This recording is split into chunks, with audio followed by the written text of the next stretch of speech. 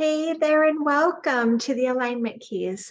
My name is Tina, and on this channel, we like to talk about ways we can bring ourselves into alignment with our life. And today we're going to discuss the roles that we play or that we take on in our life or that are projected onto us. So there seems to be a sense of stuckness in the air right now. And so we want to talk about that. And I'm going to pull some tarot cards right away to kind of get a feel for where everyone is at with this energy and the collective, or when you stumble upon this video. And then we're going to channel the great, I'm very fortunate to have been able to bring through the great matriarch, Queen Elizabeth II, in order to see her perspective on what is going on now that she has transitioned over to the other side, get some ideas on her thoughts and perceptions now that, like I said, that she has gone over and can see things from her new perspective. Because once we transition over to the other side, it is the sense that I get, and when I've done channeling, is that the learning doesn't stop. We get to put into perspective the incarnation that we've just been through, and we're still learning through that process. And she's in that same stage where she's learning about the things that went on and what that all means for her ascension process.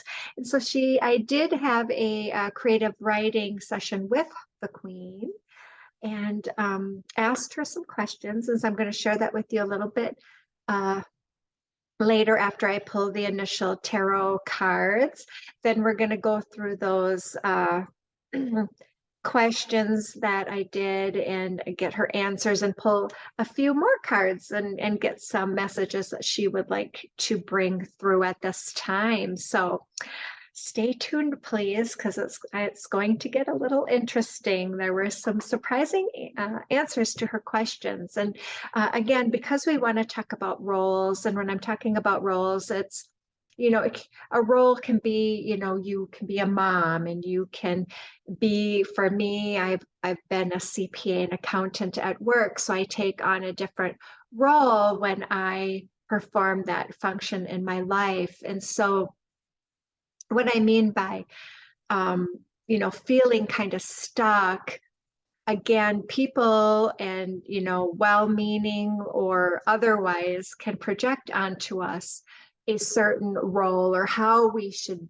perform that role or how we should be.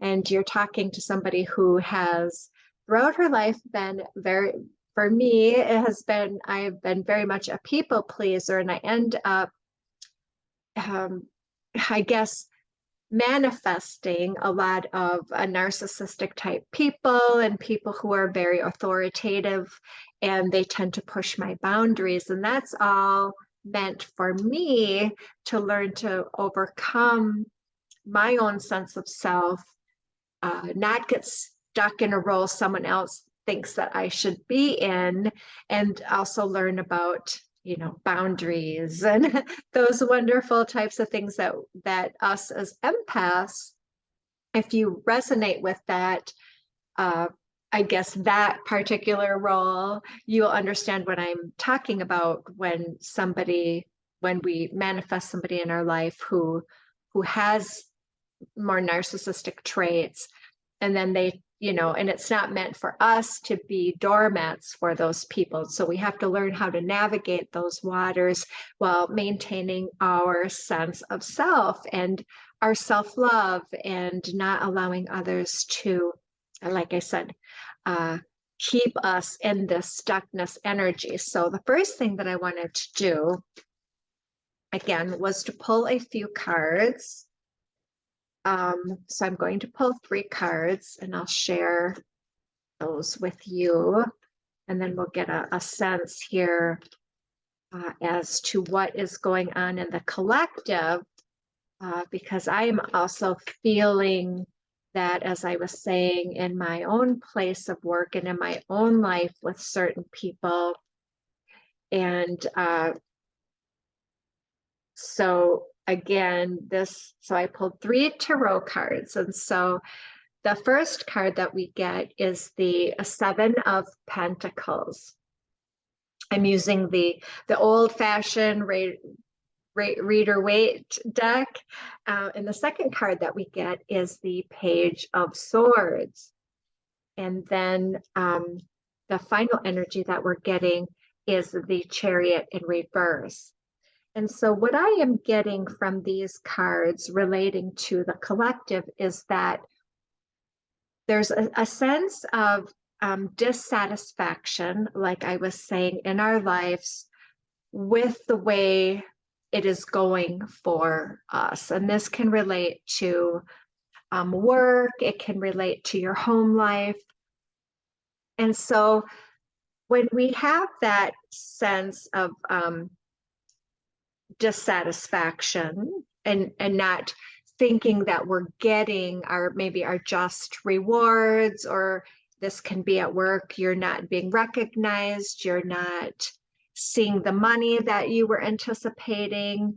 Now in a relationship, it could be you're not being valued properly. Again, it's about identifying those in our lives that are no longer serving us. This can be a friend group or a group in your circle, or a few people that you're just not feeling that you're getting reciprocated what you are putting into that relationship.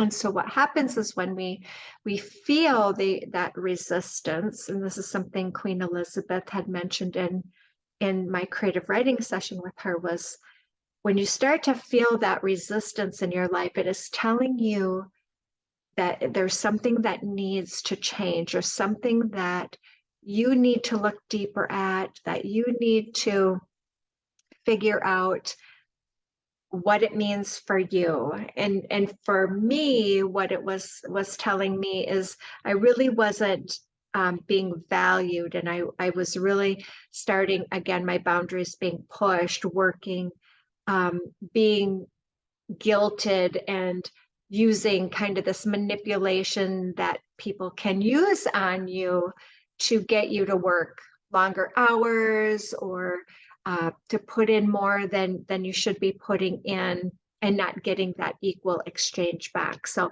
this is an opportunity for us right now for us to take a little deeper dive.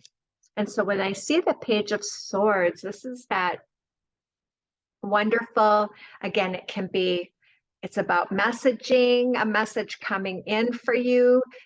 This can be about you giving a message, you speaking your truth, you cutting through the BS. And that's what I'm getting. But remembering to do it in a way that is healthy and respectful, because again, it's not about revenge or lowering yourself to a different lower vibration to solve any issue. It's about these are all things meant to help you in your growth here on this planet. And so when I see this energy here, kind of standing on the hill and taking the sword, getting ready to cut out what we need to cut out in our lives. And, it could be a diet even that is not working for you. I'm getting that coming in. So that's going to resonate with a few of you out there, and cutting out things that aren't good for you, that are toxic, that you're not seeing the results because you're not, again, giving and working through the issue of what isn't serving you, what you might be eating that isn't serving you, and those types of things. Now, the final card that I pulled was the Chariot in reverse, and this ties right into that stuckness. So this is about you cutting through the nonsense to get moving. And so the energy is kind of keeping you a little bit stagnant, and there's a reason for that. That is about pushing you to go a little deeper. It's okay to be where you are at. There's nothing wrong with it. This isn't about always feeling that you have to do. It kind of tells me it's a time to really go deep within. We're heading into eclipse season here again. And so this will be a good time for you to purge out the energies of that stuckness. But we can feel stuck in various different aspects of our life. So this is that encouragement to get to really go within and to cut to the chase when it comes to you being able to become unstuck. And so as this ties in with the roles we were talking about, again, this is about you looking at what role you are maybe over identifying with, whether that's at work, whether it's, again, being somebody you're trying to be that maybe your soul is resonating with, and going a little bit deeper. So I'm encouraging you to do that. And we'll talk more about that with the Queen, because she has some great advice for somebody who was put into a role at a very young age. She was only 25, and as most everyone knows, she reigned for 70 years, very much a role that was put upon her. And she did a great job of maintaining this level of stability, this level of grace and service, because her soul contract, which we will get to later, is all about service. But there was a lot of other lessons that she was meant to learn that was really about her taking on this role, but also maintaining some of her individuality. And, you know, that was part of it. Her karma was to not just be like everyone else, not be what you think people expect of you, to bring through that sense of self, that sense of, you know, because we're all these beautiful individual people.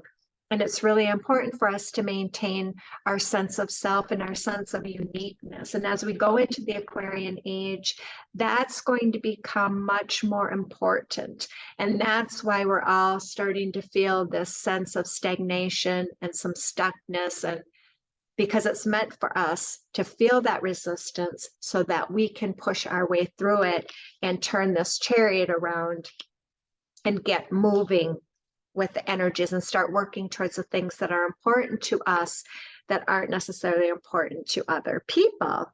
So let's talk about the roles here, like the role of the matriarch, the role of the queen. Now that is a female energy, of course, when we think of a queen, and that's a matriarch is a female energy who makes all the rules and decisions, right? And this doesn't just pertain to the role of queen. This could be somebody in your place of work, or someone in your home, a grandmother who has taken on this matriarchal role, who sets all the rules and makes all the decisions. So according to Caroline Myss and the Archetype Oracle cards, the representation is of positive arrogance and a need to protect one's personal and emotional power. So again, people who take on this archetype protect very much their personal, and I think you can see that with Queen Elizabeth and how she protected that emotional side of herself. And so, but there's always this light side and negative side. So that shadow side is how maybe one behaves if the authority or control is challenged, especially with the status quo. And so when I think about people who came into Queen Elizabeth's life that challenged the status quo, Princess Diana comes to mind. And just so you know that they are together on the other side. This was a steep soul contract that they had in order to push each other's boundaries. And for Queen Elizabeth, Princess Diana came in and was this emotionally charged, felt everything through her emotional body, and had to express herself in this way. And that was totally against this traditional Stoic role that Queen Victoria, or Queen, yeah, Queen Elizabeth, Queen Victoria, I'm going back, there's a pattern here, I think some ancestral patterning here going back, but Queen Elizabeth, to show her that this emotional side isn't so bad. It is, you know, there's a balance there. And so that was a roles that they were playing and that they took on to bring out each other's, again, triggers and things that would help them grow in their incarnation here. So, you know, that was all set up by design, and it was this, you know, as an opportunity to think of, so this is opportunity to think of anybody who represents this in your life and how it is affecting you. And so we're going to pull some cards for the Queen, and I am going to go right away to the Caroline Myss archetype cards. And so we're going to see what she, yeah, oh, of course, you know, you can't make this up, because of course the Queen card comes out. And hopefully you can see that clear as well. And so another card had came up as well, and it is the shape shifter card. And so these are two ways. So let's talk about that Queen energy. And this again is from the Caroline Myss archetype cards. And so the Queen light attributes are they radiate the regal feminine, use her benevolent authority to protect others. The shadow side is that becoming arrogant when authority is challenged, controlling and demanding. That is, again, that negative aspect of the Queen. And we can all be queens in our life. This isn't about, like I said, we'll get into, I had asked her some specific questions about classes of people. So, you know, we can all embrace the energy of Queen. And so she's telling you this by bringing these cards in, and with the shapeshifter card is we can take on that energy in our life of the Queen, and, you know, use our knowledge and our authority, you know, to radiate that benevolency, you know, to protect others. Now the shapeshifter, the skill at navigating through different levels of consciousness, ability to see the potential in everything.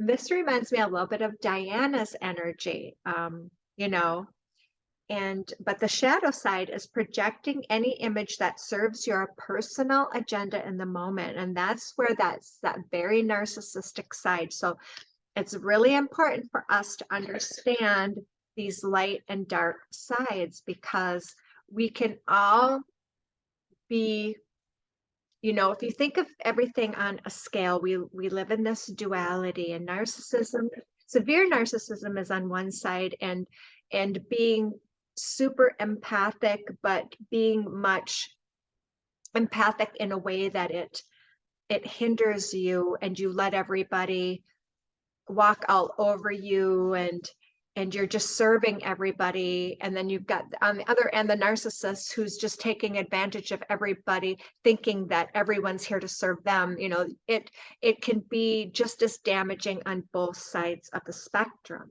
And so it's really important for us to understand where we are at in a conscious way on that spectrum. So that was something she wanted to bring out. And so she was very much an animal lover, and as everybody knows. And so her encouragement to you at this time is 44 is coming through, which adds up to 8. That is in her chart, was in her her spiritual goals. And Panther Spirit, reclaim your power. We are all powerful in our own rights.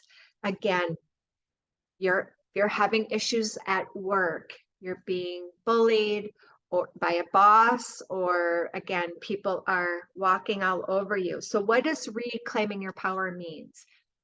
You know, it doesn't mean going and yelling and getting dragged down into the mud with somebody, you know, if you're having a conflict with somebody. But reclaiming your power means if you really feel like you're being abused, so you know, being ready to speak your truth, like we saw with that Page of Swords, you know, but you know, having your resume ready, maybe already starting to search out new opportunities, because it doesn't mean that because you reclaim your power that that's going to work and you're going to get everything you want. For some of you, you will. If you are come through confident, what I'm getting is if you come through confidently enough and you explain yourself adequately, you can mitigate some of the damage. If you're in too deep with a narcissistic relationship, you may want to get your ducks in a row. You know, nobody wants to get out of their comfort zone, I'm hearing. So it's really important. It's very uncomfortable to start interviewing, but it's taking back your power is to start preparing for that. Doesn't mean that that is what's going to happen, but if you really need to move forward and see the change that you want, to give yourself the freedom to break out of these roles, it's really important to start taking back your power in small ways. And it can be as simple as starting to update your resume, like I said, starting to work on your interview skills while looking at ways that you can mitigate the issue at work. But if you're not working on yourself, it's going to keep you in a place of anxiety about taking your power back. So she does want me to go back to the Keepers of the Light Oracle. So we're going to do that. Let's see what else comes through here before we go to the soul contract, or before I do the talk about the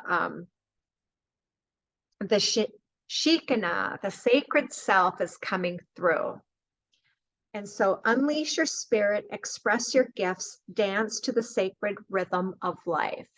So what I am getting on that about, you know, some things that you can do. And again, this is about self-love when we see this beautiful card with the dove coming through. Unleashing your spirit is doing some things that you're passionate about, having fun, dancing, remember gratitude, keeping a gratitude journal, because starting to change yourself from the inside is, and changing the energy on the inside will help you to reclaim your power and start to make those appropriate changes in your life. And it was something that I've had to do from time to time. Like I said, I've had many narcissistic relationships, and it was all about me learning that self-love and breaking out of those patterns and the roles that the narcissist wants to keep you in, because they thrive off of roles. They thrive off of manipulating you in certain ways to keep you playing out these certain roles. And you're going to find that in work. You're going to find it within your family. It can be parents, children, and you can find it in the workplace. It's prevalent, very, very prevalent. There's a reason that we were put on this planet with a lot of different personalities, is because it's all part of our growth. But it's about you getting smart enough to start seeing through the nonsense and start seeing, you know, that manipulation. And the more you can build that inner sense of self, the easier that becomes for you. I was never, it took me many, many years to get to that place where I can identify that quicker. It's kind of like it started, I had a 10-year relationship with a narcissist, and I ended up in another 5-year relationship. And then I don't have these long relationships. I tend to see more clear. And I know as I build that inner self-love that I will eventually manifest the appropriate partner for myself. But again, there's nothing wrong with being on your own.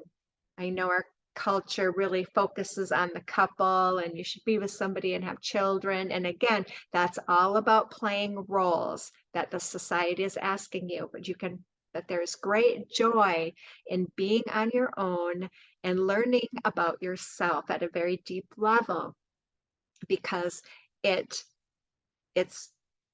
there's there's nothing wrong with that. It just really gets you to a place where you really know what you want and you're not afraid to go after it. So I can only encourage you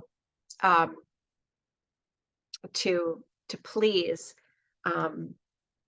feel free. If I can do it, anybody can do it, to start breaking down these roles and these barriers. So there was a creative channeling exercise that I did with the beautiful queen. And I wanted to talk about that. And I had asked her several questions that I wanted to share with you. So just pull up my notes here. And so the first question that I had asked her was, how do you feel about your 70-year reign now that you have crossed over? And what I received from that question from her is, it was very exciting, exhausting, and sometimes incredibly confusing. I'm grateful for the opportunity to have played such a role during that particular incarnation. Now that I can see from a new perspective, that role is really no longer needed. A more unified presence would be a better way to represent the country as a whole. And so then I asked her what she meant by the unified presence. And this is the response that I received, being in representation by different people from different parts of the country, assigning a variety of diplomatic persons to represent different roles and duties. A monarchy is no longer needed, as it doesn't serve everyone completely and creates a hierarchy structure of different classes of people. I would like to see a more diverse and fair representation. Time for change is upon us all, as hanging on to the old creates resistance, as we had just talked about. This change will happen. The more resistance, the more chaos will be created. That is what is happening in Iran and other countries trying to hang on to the old beliefs. That is also what is happening in your own life. Please remember, any resistance you are feeling is pushing you to change something that is not serving you any longer. So then I asked her, how about your views worldwide? And she had stated, everything I'm talking about can be expanded to worldwide or to each individual, because that is what makes up the world, each individual. This would still allow for cultures to retain their traditions, but allow for the individualization that is the beginning of the Aquarian age, and that is what that is all about. You will see great change, and you won't recognize some of the old systems in another 70 years, as the old systems will not be a vibrational match to the new energies being birthed. And I asked her my final question to her was, what advice would you like to share with us? Keeping a steadfast attitude, one of gratitude and service. And we had talked about that earlier from the pull of the cards. This will serve others and yourself at the same time, she was very adamant about saying. It's the secret to enduring. There will always be challenges, but your attitude and ability to introspect will pull you through more quickly with less trauma and hardship. And with that, I had a visual of her. She had kind of nodded her head to everybody, and I thought that was very encouraging, to hear her talk about that, lessons of service to all and about caring gratitude and the energy, bringing that forward. So we're going to pull, before I pull up her soul contract here, I want to pull a couple more cards. And so she is giving some advice with getting grounded. And we're talking about the empaths. And I know if you are here you may resonate strongly with empaths. So empaths, highly sensitives, connect with nature. She loved riding horses, being with her dogs. Those were all things that grounded her and kept her centered in self, and kept her on that path that she didn't really have a choice. This was something, again, that was very much projected onto her, but which she played out throughout her life. No regrets. Again, she learned so many valuable lessons. I'm going to pull one more card before we pull the soul contract. And so, aha, recognizing opportunity when it hits you in the face. So again, we see the moon and the starry nights in the forest. And we can kind of be in this dark spot and in the shadows, right? But they're recognizing opportunity is so important. And if we can look at our stuckness and the things that are happening to us as that opportunity, because that's what it's trying to show us, those things at work, our family. I always talk about our family being our greatest opportunity for growth. They will trigger you the most. And for Queen Elizabeth, it was absolutely no different. Princess Diana, her son, Prince Andrew, and all of those issues. Fergie, I mean, I can go on and on. All of these family things, even with, Meghan and Harry, again, triggering, breaking people out of patterns, but her having a lot more at that time emotional maturity and how to deal with things. So again, throughout her life, she did gain a lot of her ascension knowledge that she came here. So I'm going to pull up her chart really quick. I just wanted to do things kind of in a different way. My guys were telling me, flip the script, play a little bit with each of the things that I've been doing and let it kind of flow organically. So again, I'm trying to set it up, make these a little bit shorter, not spending so much time on the soul contract because there's a lot of the messages that they want to bring forward. And so I'm going to share my screen so you can at least get to see her soul contract. And I just wanted to highlight a few items. So here she is, Queen Elizabeth II. I'm so honored that she came through, and I loved her energy, very powerful energy.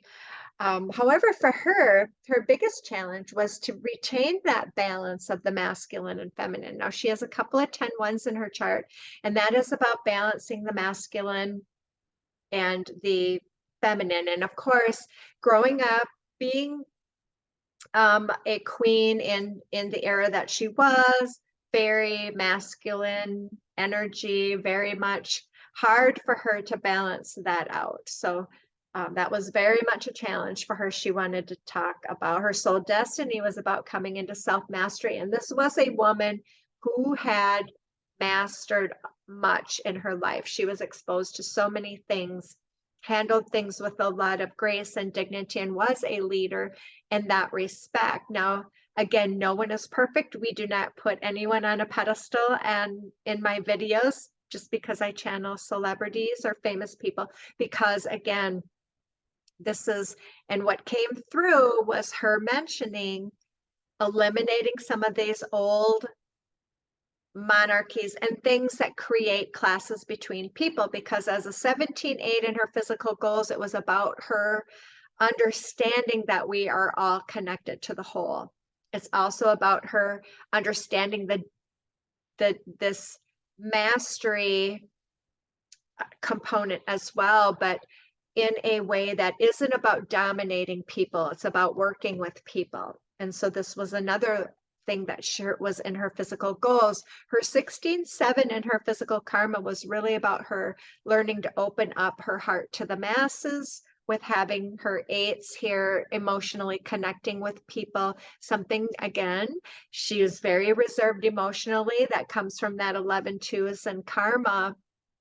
which is again about her, maybe even at times when she was a child, which may surprise you, she would have been very almost overly sensitive in picking up on people's emotions. And this was a woman who was extremely intuitive. She was, again, her life was threatened a lot. She lived through so many things. You think of all the wars and the issues going on in the British and the Commonwealth, and she survived it all. This is a very intuitive, strong person set up that way with her chart. The 16-7 is really about connecting to the masses with true authenticity, being her authentic self. I've seen this in David Bowie's chart too. It was all about him, our karma. When I talk about our karma, it's our opportunities for growth. Is we're to come into the positive aspect. So it means that you can fit into society, but you don't have to be like everyone else. And she kind of took on her own character and her own way of doing things and her own way of dressing. And that's all part of her coming into this authenticity, which she says is really going to be important into this Aquarian age. And that's why people are getting where they're really feeling pressured to break out of these roles, or really feeling this push, this energy, this resistance coming upon us to really start to open this up for her, for all of us. And as we are all connected, she's just as much connected to us as we are connected to our family. So that's what I wanted to bring forward through showcasing all of these celebrities, is that, again, we're all connected, everybody has value, and everyone is here in different roles. Just because she was this new by practically so many people in the world, it doesn't mean that makes her better or more valuable. It's not that, it's just roles. We're here to play, to learn how to ascend, how to, by this role, she's learning how about managing that type of authority that she was given, that power that she was given. And so there will be incarnations she's played where she didn't have power, where she felt powerless. So again, we come here to play these roles because we are all powerful beings, and we want to learn and grow from that energy. And that's why we choose to come into this wonderful dual universe. And so she has a couple 11-2s, which really pushed off of Princess Diana's chart as well as 8s. So they were very much more connected than what people think, because they have a lot of similar numbers. So she had a lot more, I think, deeper feelings for Princess Diana than people realized. She felt a connection, but she just, the sense that I got through is there was almost a little bit of jealousy, and that can come from these 16-7s and karma about Princess Diana, because Princess Diana was able to be this more loving, emotional, feminine side than Queen Elizabeth felt that she could be. She was taking this role and making it, again, a little bit too serious as to what she thought other people expected of her. So that was a surprise to me, that she was a little bit jealous of Princess Diana and the attention and how loved she was.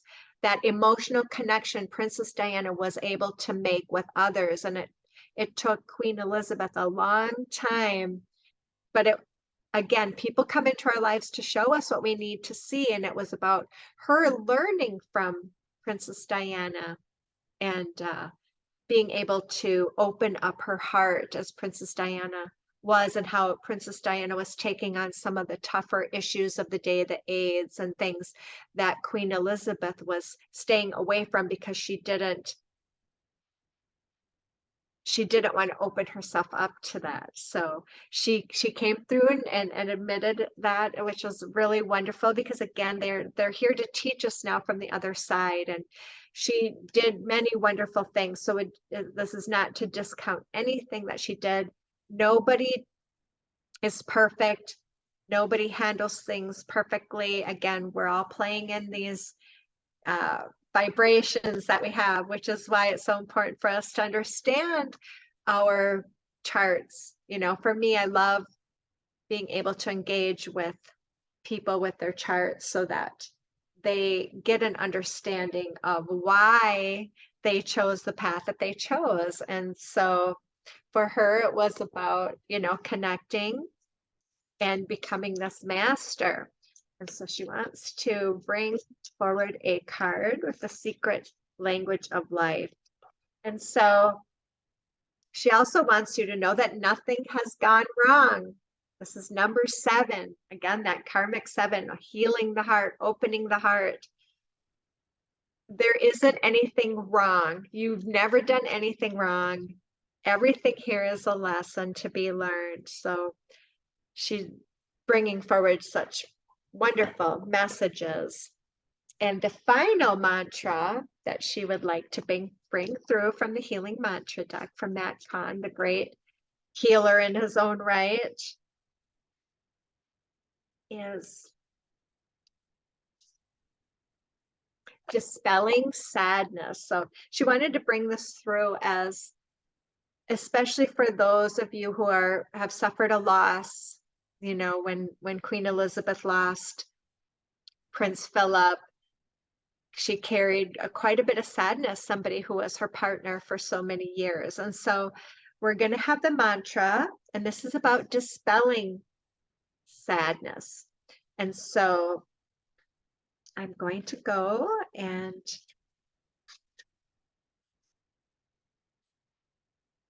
so dispelling sadness. When sadness dissolves, you are able to acknowledge upheavals of emotion as profound healings take place.